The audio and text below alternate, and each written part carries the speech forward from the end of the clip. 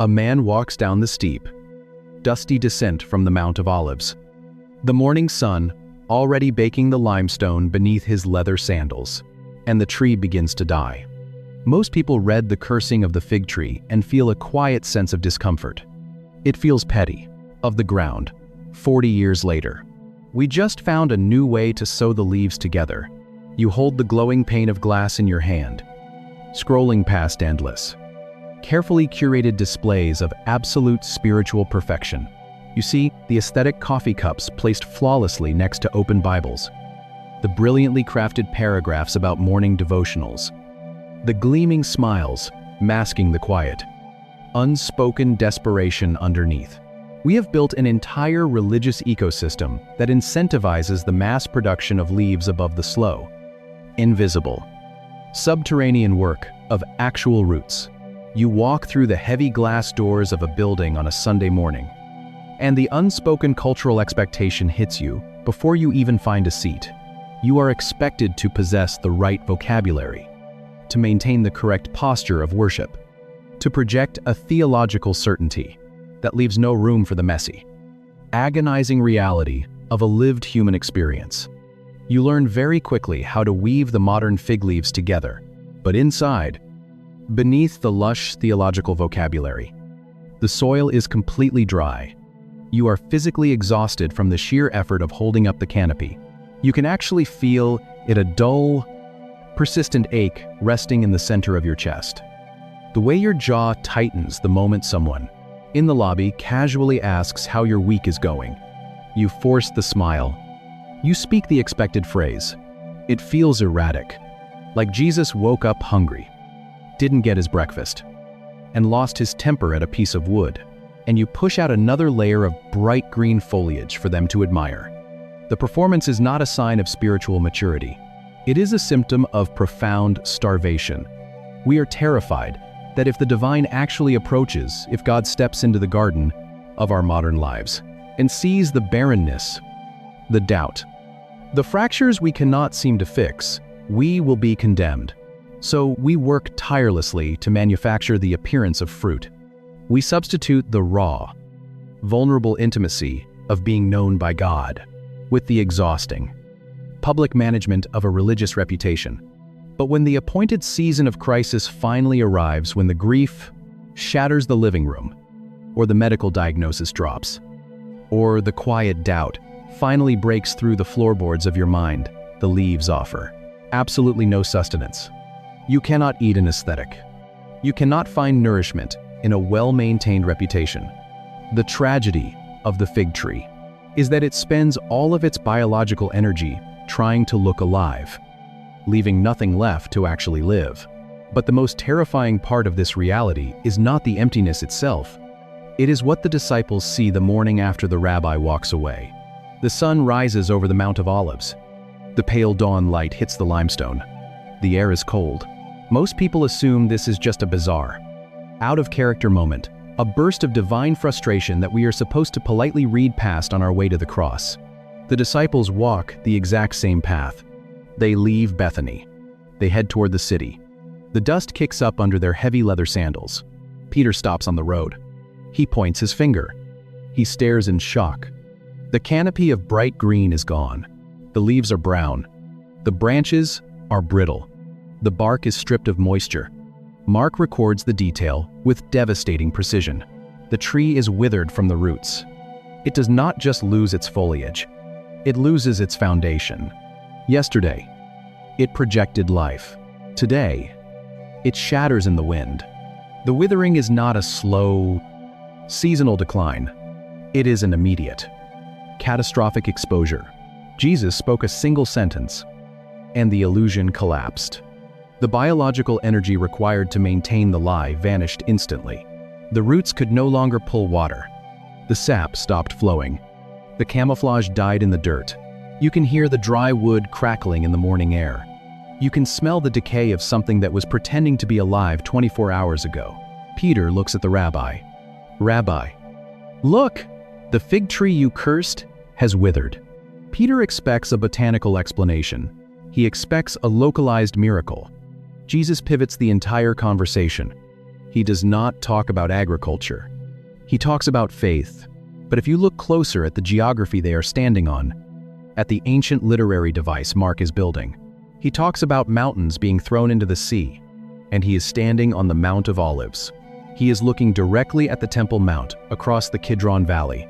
The mountain he is talking about is not a random geological formation. It is the mountain of the religious establishment. It is the mountain of the money changers. It is the mountain of the sacrificial machinery that has lost its soul. The withered tree stands there as a physical monument. It is a warning to the priests offering sacrifices with cold hearts. It is a warning to the scribes wearing long robes. Your leaves will not save you. Your rituals will not sustain you. When the roots are dead, the canopy is just waiting for the wind. 40 years later, the temple will look exactly like this tree. The Roman legions will march. The massive gates will fall. The gold will melt into the cracks of the burning stone. The smoke will blot out the sun. The ultimate symbol of religious performance will be stripped down to the bedrock. Not one stone will be left on another. The disciples stare at the dry, crackling wood. They feel the morning breeze tear the dead leaves from the branches. They watch the brown flakes scatter across the rocky ground. The spectacle is entirely dismantled. The truth of the tree is finally visible to everyone walking past. And at one specific, deeply confusing word. Sitting in the original language, you start to see something the temper tantrum reading completely misses. But the sheer speed of the decay forces a terrifying realization about the human heart. To understand why the system collapsed so completely, you have to look at what the tree was actually using to fuel the lie. In botanical terms, forcing early foliage requires an immense biological tax. A tree that pushes out a full canopy out of season is essentially cannibalizing itself. It pulls water and nutrients from its own core, depleting the deep reserves it desperately needs to actually produce fruit later. The energy required to maintain the magnificent, rustling green display of fill-on leaves, the root system entirely starved. This is the anatomy of spiritual exhaustion. We see it everywhere in the modern religious landscape. In the hollow, brittle snap of leaders burning out and institutions fracturing under the weight of their own image. When you are forcing the appearance of a spiritual maturity you do not yet possess, you are draining your own soul to fund a public relations campaign. You pull energy away from the quiet, subterranean work of healing and reroute it entirely to the surface, just so the people walking past will be impressed by the size of your canopy. The heavy, suffocating weight in your chest is the biological toll of the performance. It is the cold sweat of anxiety that comes from knowing that if anyone ever reached past the polished vocabulary of your Sunday morning persona, this was not a loss of control. It was a verdict. The real question of Mark 11 isn't why Jesus hated figs. They would find absolutely nothing there to eat. The religious system demands the leaves. And so you give them the leaves, starving your own roots in the dry dirt. This changes how we read the anger of the rabbi on the side of the road. When Jesus speaks the curse over the tree, the immediate result looks like pure destruction. The rapid decay feels severe, almost vindictive to the untrained eye. But if you understand the exhausting, self-cannibalizing nature of the performance, the word he speaks is actually something entirely different. The curse is not a punishment for a lack of effort. It is a divine intervention against a fatal deception. Jesus is looking at a system and at a human heart that is literally killing itself to look good for the crowd. He speaks to the wood, and the frantic machinery of the performance instantly stops. The terrifying, endless demand to keep pushing out the bright green leaves is finally removed. The withering of the false image is the only way to expose the true condition of the soil. The death of the leaves is the mercy. But this leaves us with a final, terrifying question. As we stand on the road looking at the stripped branches, if the performance is over and the camouflage has fallen to the ground, what are we supposed to do with the barrenness that is left behind? The question is what that tree was actually doing. And the answer shifts the entire way you look at religious performance. At church culture, a man and woman sewed foliage together in the garden, and the covering could not hide their fracture. A roadside tree pushed out green leaves out of season, and a hungry rabbi found it entirely hollow. A temple filled its courtyards with the noise of commerce, and the Messiah flipped its tables to the polished stone. A religious establishment wrapped itself in heavy robes, and a Roman fire burned their sanctuary to the bedrock. A modern believer manufactured a flawless Sunday aesthetic, and their roots quietly dried up in the dark. A weary Savior reached his hands into the thick canopy, and he demanded the truth of what lay beneath. A single word was spoken to the wood, and the exhausting charade finally shattered in the morning wind. One tree, one temple, one exhausting lie. But maybe the part that stays with me most is the speed of the withering, how quickly the heavy, green canopy turned into dry, brown flakes scattering across the limestone. Because it reveals exactly how fragile the religious performance actually is, we spend our entire lives terrified of being exposed, pulling sap from our own starving roots to keep the leaves looking vibrant, and at the exhausting effort of trying to look good on the outside. To feel the weight of what is happening on that dirt road, but it takes only one word of truth from the divine to tear the entire illusion to the ground. If you are in a season where you are suffocating under the weight of your own image, if you are tired of forcing the smile in the lobby, tired of speaking the right vocabulary, tired of holding up a canopy of phylon while your chest aches with emptiness, let the leaves fall. You do not have to manufacture a harvest out of season. You are allowed to stand bare in the winter. You are allowed to admit you are starving. If this lifted a weight for you, subscribe. Leave a comment, even one word helps.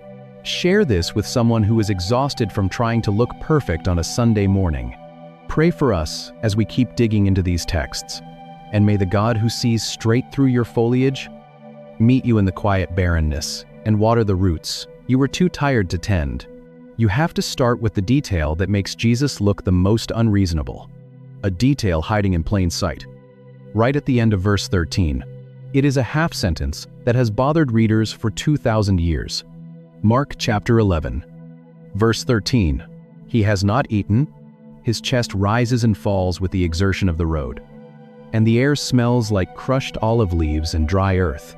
The text tells us that Jesus sees the tree from afar, walks up to it, finds nothing but leaves. And then Mark drops in this deeply confusing parenthesis, for it was not the season for figs. If it is not the season, why is he angry? It feels like punishing a child for not knowing calculus in kindergarten. It feels like demanding a harvest in the middle of winter. The philosopher Bertrand Russell actually cited this specific story as proof that Jesus was vindictive, claiming no truly wise teacher would lose his temper over the basic laws of agriculture. But the reality of first-century Palestine holds a mechanism that completely changes the scene. In the Middle Eastern climate, fig trees lose their leaves in the colder months, standing bare against the pale winter sky. As spring approaches, right around the time of Passover, which is exactly when this story takes place, they begin to wake up. But here is the botanical quirk that every local farmer, every traveler, and every disciple walking that dirt road would have intimately understood. The early fruit appears with the leaves. These early figs, called taksh by local farmers, even today, are small, green. He looks into the distance and sees it. A single fig tree, standing just off the path, covered entirely in thick, vibrant green leaves, and perhaps slightly bitter. But they are entirely edible. They grow right out of the old wood, nestled tight against the rough bark, often arriving even before the leaves fully unroll. You do not get a canopy of green without the presence of fruit. The leaves are a biological promise. If a tree is bare in early spring, it is simply dormant, waiting for its appointed time. It is honest about its condition. But if a tree is fully covered in bright, rustling green foliage out of season, it is loudly declaring to every hungry traveler on the road that it has something to offer. This specific tree had leaves, ahead of the season, ahead of all the other trees, on the hillside. It was putting on a magnificent, towering display of life. It was projecting an image of extraordinary maturity and abundance. But when a hungry man reached his hands through the cool, thick foliage, feeling along the bark for sustenance, to stave off the exhaustion of the road, there was absolutely nothing there. The curse is not a reaction to barrenness. It is a judgment on false advertising. Jesus is not condemning a tree for being out of season. He is condemning blind men sit in the dirt and receive their sight. Lepers wrapped in rags reach out and find their skin restored. A tree for putting on a show. It is the botanical equivalent of a hypocrite promising life on the outside while remaining entirely empty on the inside. And the author, Mark, makes absolutely sure we know who this tree represents by placing this strange encounter inside one of the most brilliant literary devices in the ancient world. Jesus leaves the cursed tree on the roadside. He walks the final miles into Jerusalem. He steps through the massive gates into the Temple Mount. The noise hits him first. It is not the sound of worship. It is the sound of commerce. Thousands of pilgrims are pouring into the city for Passover. They need animals for sacrifice. They need Tyrian shekels to pay the temple tax. Sheep bleat endlessly in wooden holding pens. Heavy bronze coins clatter against stone tables. Doves flutter in panic inside stacked wicker cages. The smell of animal sweat and manure mixes thickly with the burning temple incense. This is the outer court, the court of the Gentiles. It is the only space on earth where the nations are allowed to stand and seek the God of Israel. But there is no room to pray. The space is entirely consumed by the machinery of religion. The business of sacrifice has choked out the space for communion. Jesus does not preach a sermon. He moves. 5,000 empty stomachs groan in a desolate place, and bread miraculously multiplies in woven baskets. He grabs the heavy wooden tables of the money changers. He flips them over. Silver coins scatter and ring across the polished limestone floor.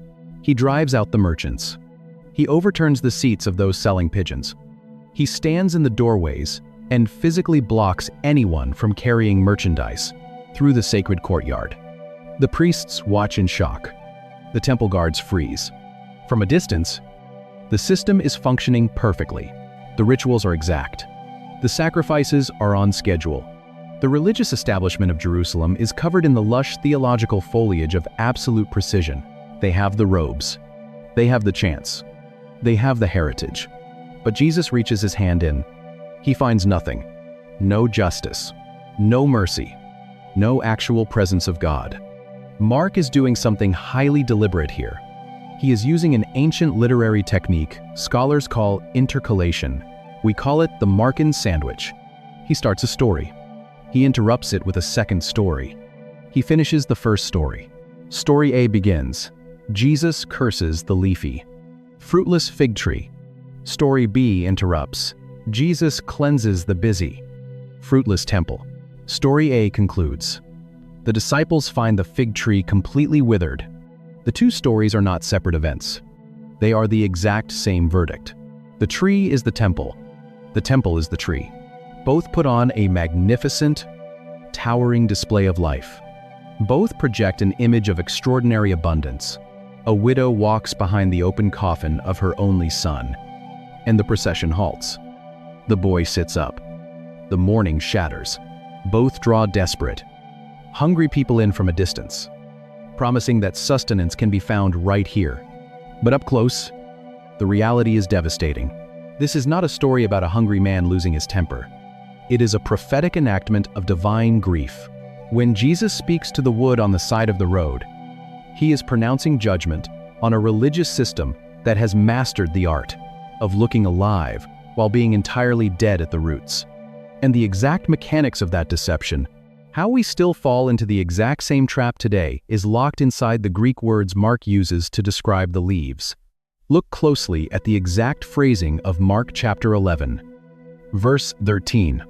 Mark tells us that Jesus approached the tree to see if he could find anything on it, but found nothing but leaves, because it was not the season. There are two specific Greek words operating in that single sentence, and together, they construct a devastating theological diagnosis. The word translated as leaves is the Greek phylon. It refers to the foliage, the expansive green canopy that catches the wind and draws the eye. In the ancient world, Phylon was often associated with outward covering, the visible layer that shields whatever is happening underneath. The pattern of this rabbi's life is unyielding. Restoration, multiplication, life stepping into the space of death. And then we arrive at Mark chapter 11. Then Mark gives us the reason for the emptiness. It was not the season. The word he uses is the Greek kairos. You have to understand how the ancient Greek mind categorized time to feel the weight of this detail. They had two primary words for it. Chronos was sequential, time the ticking of a clock, the passing of days, the literal calendar month of spring. But kairos was something entirely different. Kairos is the appointed time, the opportune moment, the specific season divinely designated for a harvest. If something about this tension between how things look and what they actually are is resonating with you, you're exactly who this channel is for. Drop a thought in the comments and hit subscribe. Because every week, we go deeper into the text than you knew was possible. So the tree stands there, pushing out a covering. It does not possess the kairos. The appointed time for fruit has not yet arrived, but instead of standing bare and honest in the waiting, the tree exerts massive biological energy to produce phylon. It forces an appearance of maturity that it does not actually possess. That linguistic combination changes everything about the story. When a religious system, or a human heart, lacks the actual substance of God's presence, the most natural reflex is to manufacture foliage. The rabbi approaches the tree, pushes his hands through the lush green canopy, and finds nothing. No fruit, just leaves. We compensate for a lack of fruit by increasing the volume of our leaves. We build louder worship services. We construct stricter moral codes. We project a carefully curated image of absolute spiritual perfection to anyone walking past. The leaves are not a sign of life. They are a camouflage. And to a first-century Jewish reader, the image of a human being using the leaves of a fig tree to hide their actual condition is not a new concept. It is an echo of the oldest tragedy in the biblical text. The air in the garden shifts. The juice of the forbidden fruit is still on their skin. The man and the woman look at each other, and for the first time in the history of the world, they feel the crushing, paralyzing weight of shame.